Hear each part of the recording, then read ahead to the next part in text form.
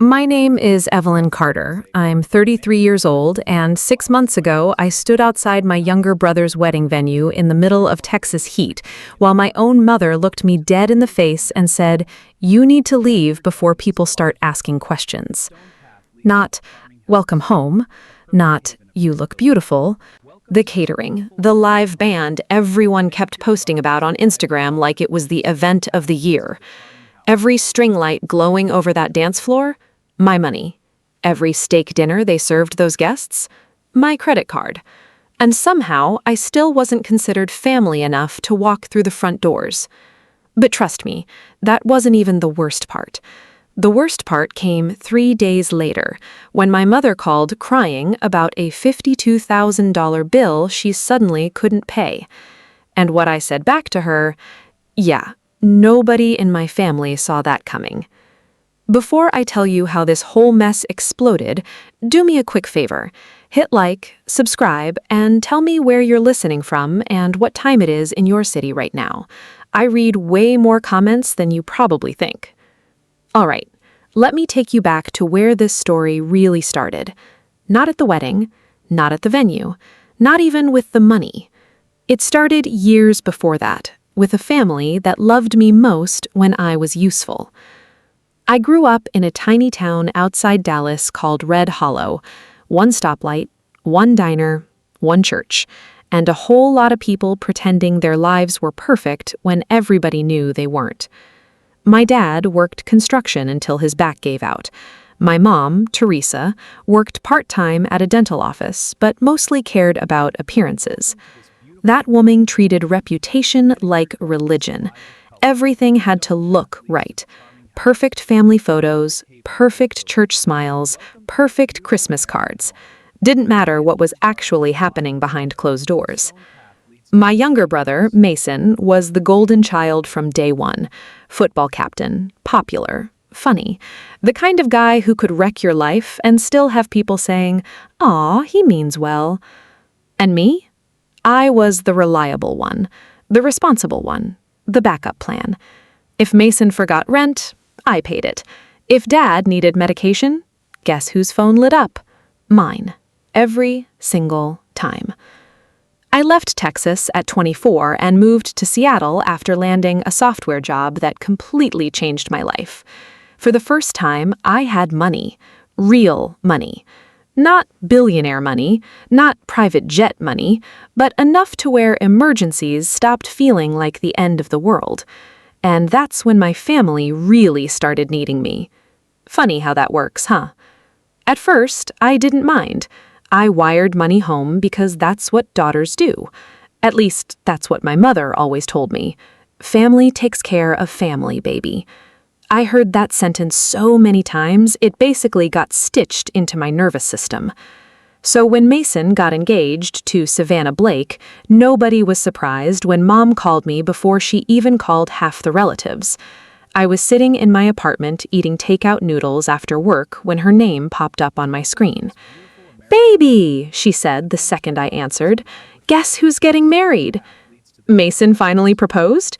He sure did, and at the lake house too, real romantic. Savannah posted pictures already. I laughed. Good for them. Then came the pause. See, after years of dealing with manipulative people, you start recognizing the silence before the ask. And my mother, Lord, she weaponized silence like a professional. "Well," she said slowly, "there's just one little issue." There it was. I leaned back against the couch. "How much, Mom?" "Oh, don't say it like that." "How much, Mom?" "The venue needs a cosigner." I closed my eyes immediately. Of course it did. Savannah worked retail, Mason hopped between jobs like he was allergic to stability, and Mom and Dad's credit score had been cooked for years. "You'd barely even be involved," she rushed to add. "It's just paperwork." That phrase should honestly be illegal. Just paperwork. Just a favor. Just family helping family. Those words cost me more money than any bad investment ever did. "How much are we talking total?" Another pause. Maybe around 50. 50 what? 50,000. I actually laughed because I thought she was joking. She wasn't. The venue includes catering and decor, she explained quickly, and Savannah wants this beautiful outdoor setup with chandeliers and floral arches and… Mom? What? Why are they planning a luxury wedding they can't afford? Silence. Then the guilt started. You know your brother only gets married once. Mm-hmm. And Savannah's family already think we're beneath them. There it is. What's that supposed to mean? You don't care about the wedding. You care about impressing people. That's not fair, Evelyn. No. What wasn't fair was the fact I already knew how this story ended before she finished talking, because it always ended the same way. I rescue, they celebrate, I disappear. Still, I said yes, because some part of me still believed if I loved hard enough, gave enough, sacrificed enough, eventually they'd love me the same way back. Big mistake. Over the next 4 months, I became the unofficial wedding financier. Venue deposits. Me. DJ? Me. Custom dance floor with the giant neon sign? Also me. Every vendor contract had my name on it because your credit is the strongest, honey. I signed everything electronically from Seattle while they planned the wedding back in Texas without me. And that part? That should have been my warning. There was a family group chat called Mason and Savannah Forever. I wasn't in it. Savannah posted bridesmaid brunches online. Wasn't invited.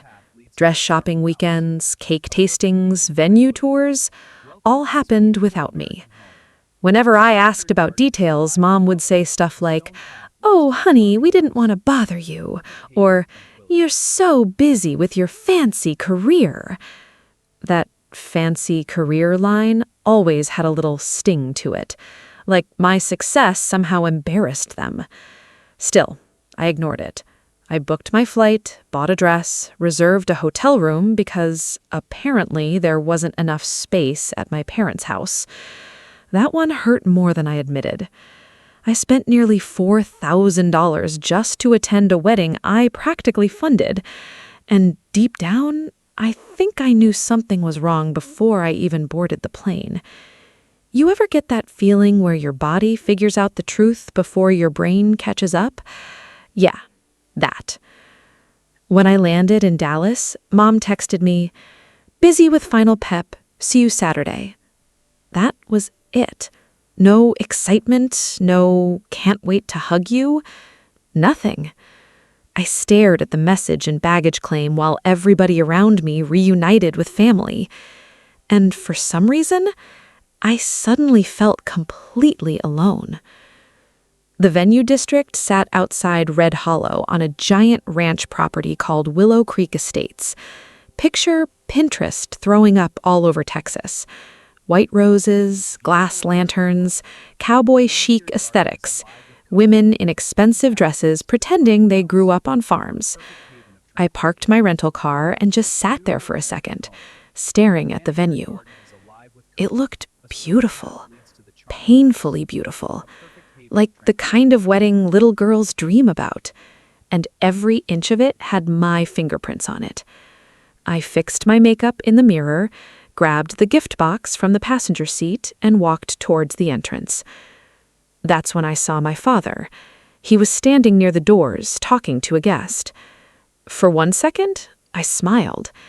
My dad and I used to be close when I was younger, before life wore him down into silence. When he noticed me approaching, his entire expression changed. Not happy, not surprised, panicked. He immediately looked away. My stomach dropped. Then the doors opened, and my mother stepped outside. Perfect makeup, perfect hair, perfect fake smile. The same woman who taught me how to braid my hair before middle school looked at me like I was a problem she needed removed quietly. "Evelyn," she said softly. "Hey, Mom." "You shouldn't be here," I actually thought I misheard her. What? She stepped closer, lowered her voice. Please don't make this difficult. The world around me went blurry for a second. I flew across the country for this wedding. I know. I paid for this wedding. Evelyn, no, explain this to me right now. She glanced toward the entrance nervously.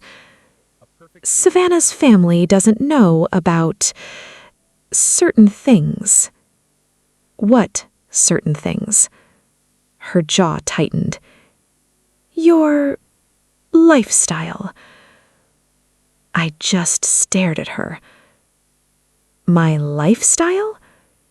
You mean having a career? You know what I mean.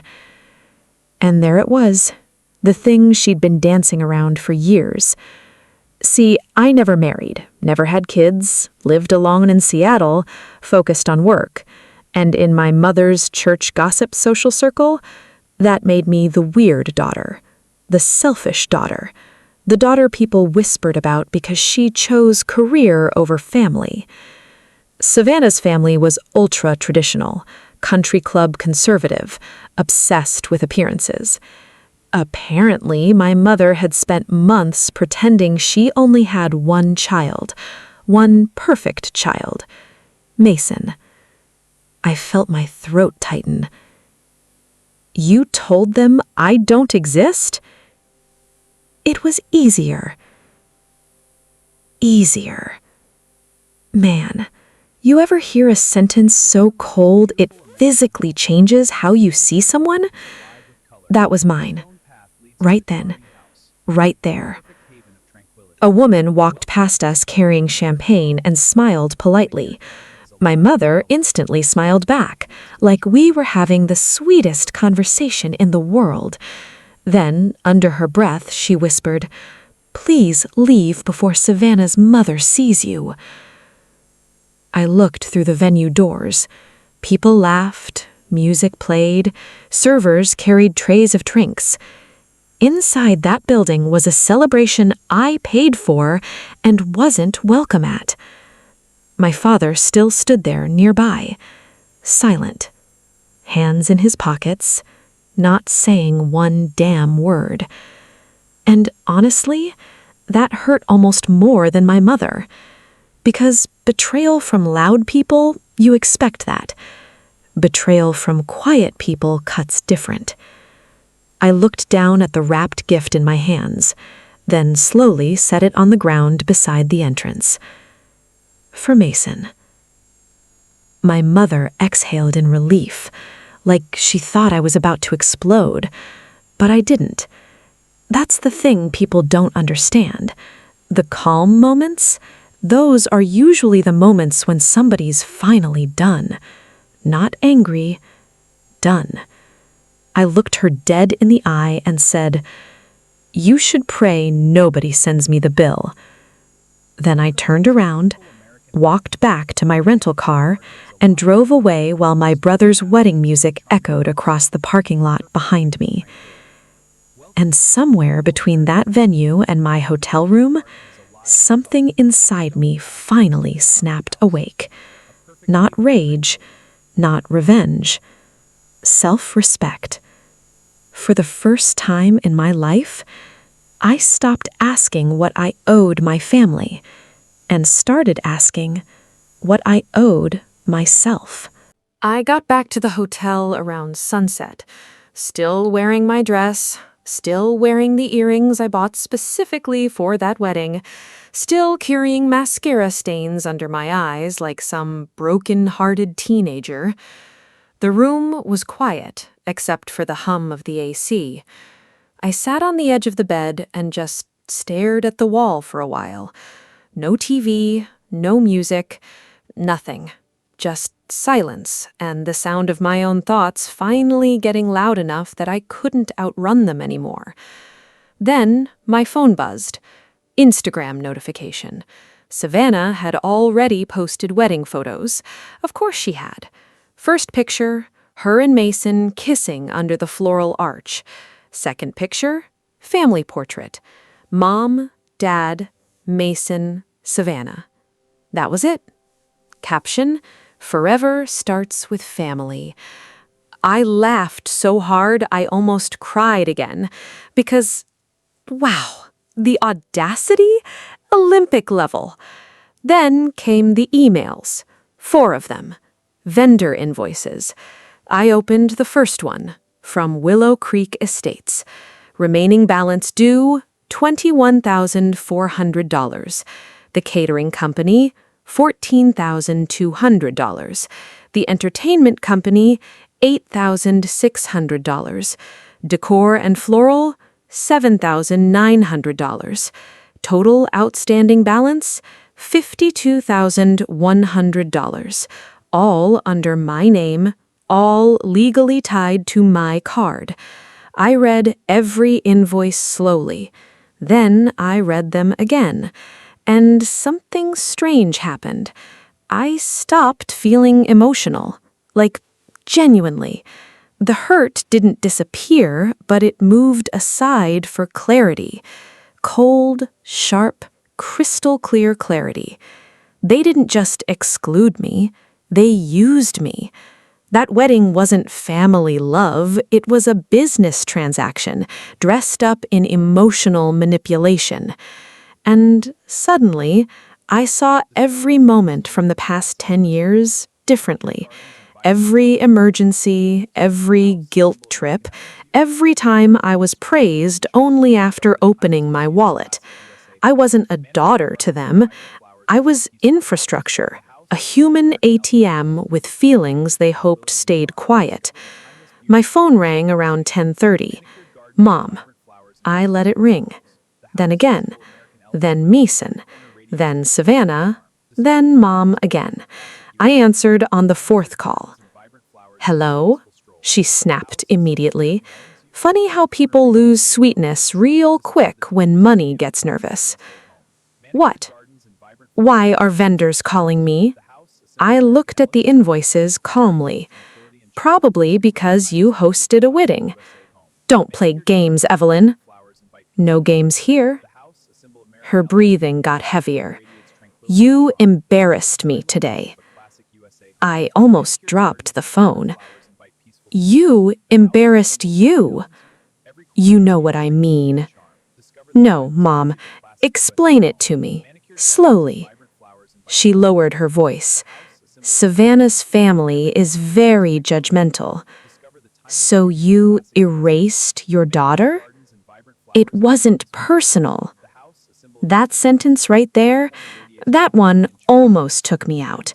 Nothing hurts more like somebody treating your heartbreak like administrative paperwork. I looked out the hotel window into the dark parking lot.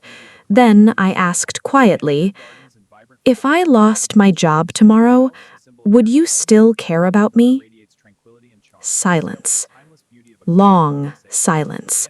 And honestly, that silence answered everything. Finally, she sighed. "You're being dramatic." There it is again. Every toxic family got the same vocabulary package, I swear. "You know what's dramatic? Flying across the country to a wedding you paid for just to get treated like a damn stalker at the entrance. You're overreacting." "No, I'm reacting appropriately for the first time in my life." She switched tactics immediately. Classic Teresa Carter move. First denial, then guilt. "Your father's blood pressure is through the roof." I closed my eyes. That line, that exact line, had been used on me since I was 19 years old. If I moved away, Dad's stressed. If I missed Christmas, Dad's upset. If I stopped sending money, Dad can't handle pressure. Everything somehow became my responsibility. I was tired. Tired in my bones. "Dad is a grown man," I said quietly, "and I'm done carrying everybody. You ungrateful little—" I hung up. First time in my life. and my hands shook afterward like I'd committed a crime. That's the thing nobody tells you about boundaries. Healthy people see boundaries as normal. Manipulative people see boundaries as betrayal. I barely slept that night. Not because I doubted myself, because I knew exactly what was coming next. The family pressure campaign. And boy, they did not disappoint. Next morning, my Aunt Linda called, then Cousin Rachel, then Dad, then Mason. Everybody suddenly remembered I existed once money entered the conversation. Funny timing, huh? Mason called around noon. "Yo," he said casually, like we were discussing football scores. "Yo? You seriously causing issues with the vendors right now?" I almost laughed. No apology, no "you okay?" Straight to business. "You mean the vendors I paid for?" "Come on, Eve, don't do this." "Do what?" "Savannah's freaking out." "Oh no. Anyway." "Seriously?" I sat back against the hotel pillows. "You let Mom tell people I wasn't your sister." "It wasn't like that." "How was it then?" "She just didn't want to explain your situation." "My situation?" "You know, Seattle stuff." I swear some people act like living independently is a criminal offense. I'm a software engineer, Mason, not a drug dealer. You know what I mean. "No, actually, I don't." He got quiet. Then came the truth. "You've always made Mom uncomfortable." That one landed hard. Not because it surprised me, because part of me always suspected it. "You were always different," he continued. "You left, you changed." Translation: I stopped shrinking myself to fit inside their tiny little world. "And somehow," I said softly, "that justified pretending I don't exist?" "You're twisting it." "No, Mason, I'm finally seeing it clearly." Then his voice sharpened. "So what now? You going to ruin our marriage over hurt feelings?" Hurt feelings. That's what he called public humiliation and emotional abandonment. Amazing. I looked at the invoices again, then said the calmest sentence I've maybe ever spoken in my life. "I'm removing my payment authorization today." Dead silence. "You can't be serious." "Oh, I'm dead serious." "Evelyn!" Click. Hung up. Done. I spent the next 2 hours calling every vendor one by one. And let me tell you something. There's real power in calmness. I didn't yell, didn't threaten, didn't cry. I simply said, "Hello, my name is Evelyn Carter. I'm the contract holder for the Carter Blake wedding event. I'm formally revoking payment authorization and requesting all remaining balances be transferred directly to the event hosts. Professional, clear, final." Every single vendor understood immediately. Probably not the first family disaster they'd ever seen. By evening, the invoices officially moved off my account. And for the first time in years, I could breathe. But Red Hollow? Oh, that town lost its mind. See, small towns survive on gossip the way cities survive on caffeine. By Tuesday morning, everybody knew. By Wednesday, people had picked sides. And by Thursday, Savannah's mother apparently found out the entire truth.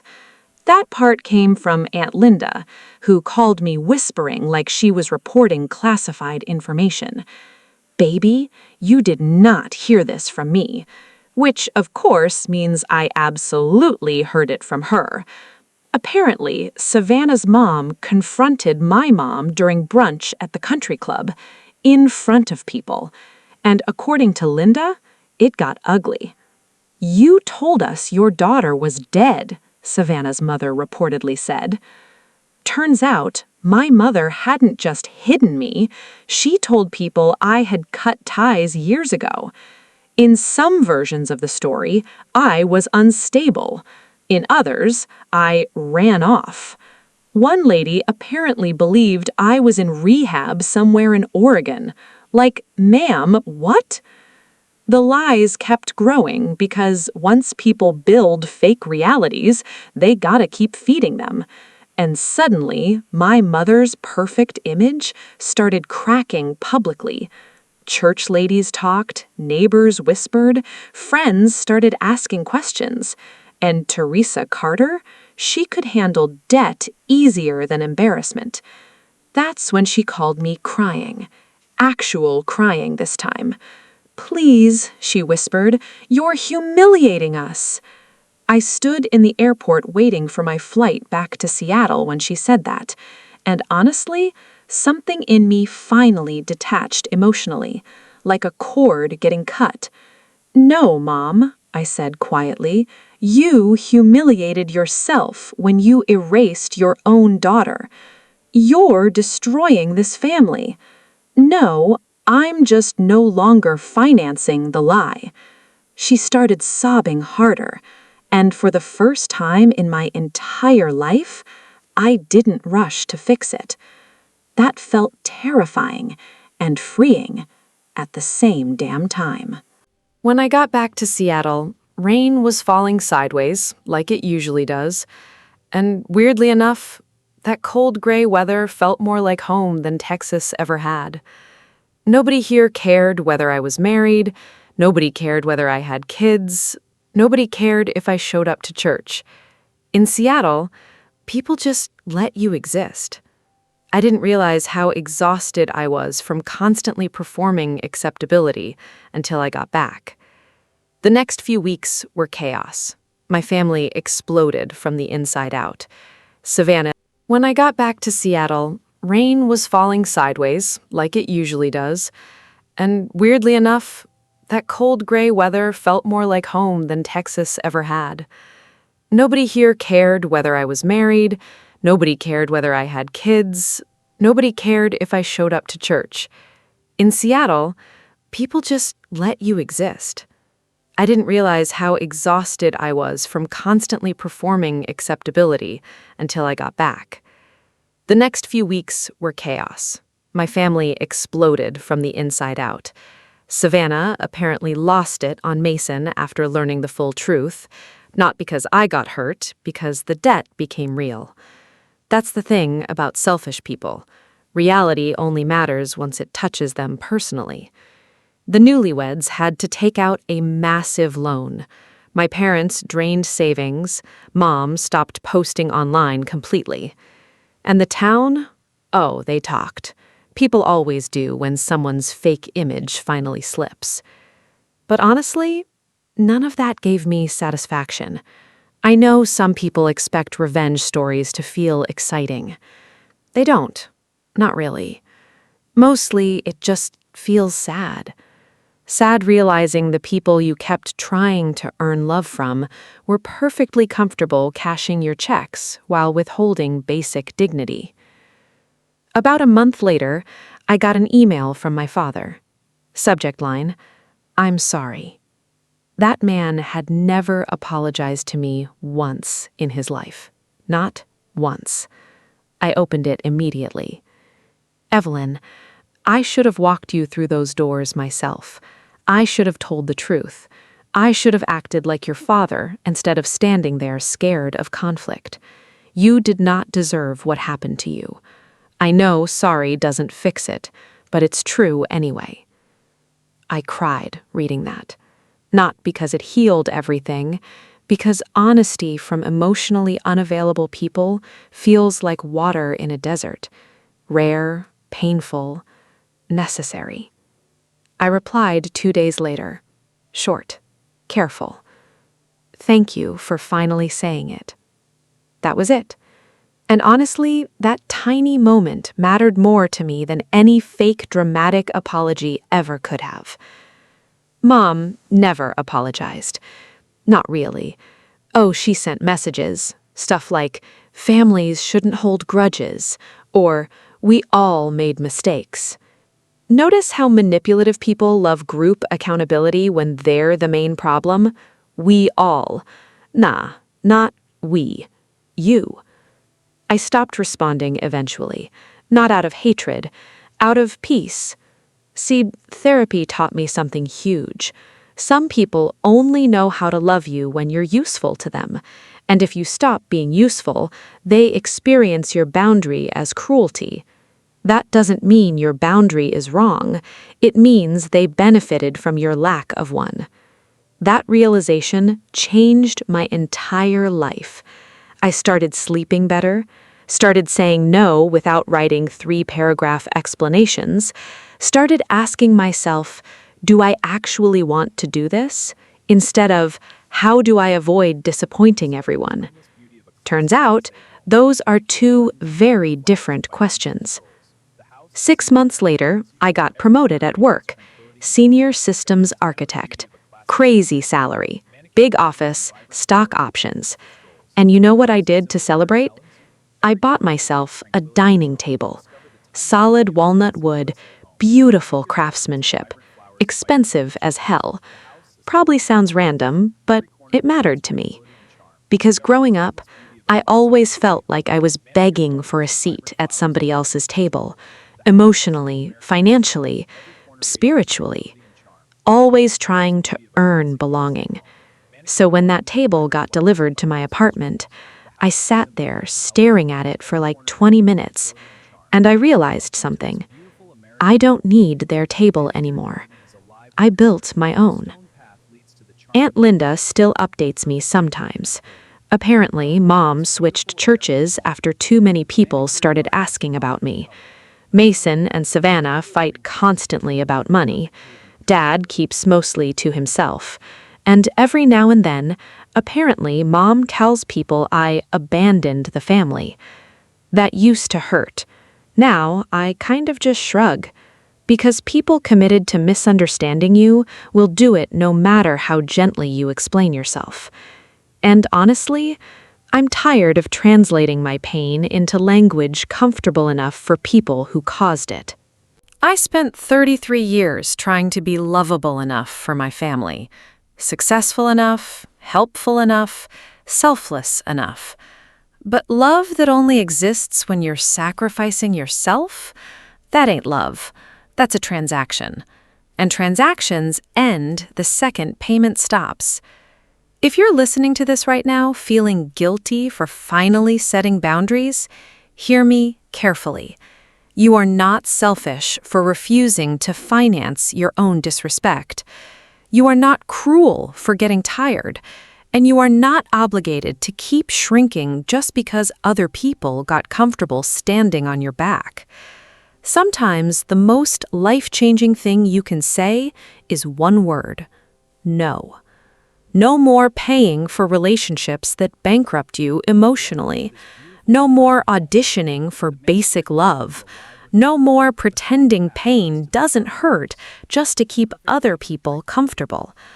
That wedding cost my family over $50,000. But losing me, that's the part they never planned for. And me? I stopped chasing people who needed me small to feel comfortable. I stopped mistaking usefulness for love. And somewhere between that wedding venue in Texas and my apartment in Seattle, I finally met myself. Turns out, she was worth protecting the whole damn time. If you made it all the way to the end of this story, thank you. Seriously. And now I gotta ask you, if you were standing in my shoes, would you have paid the $52,000?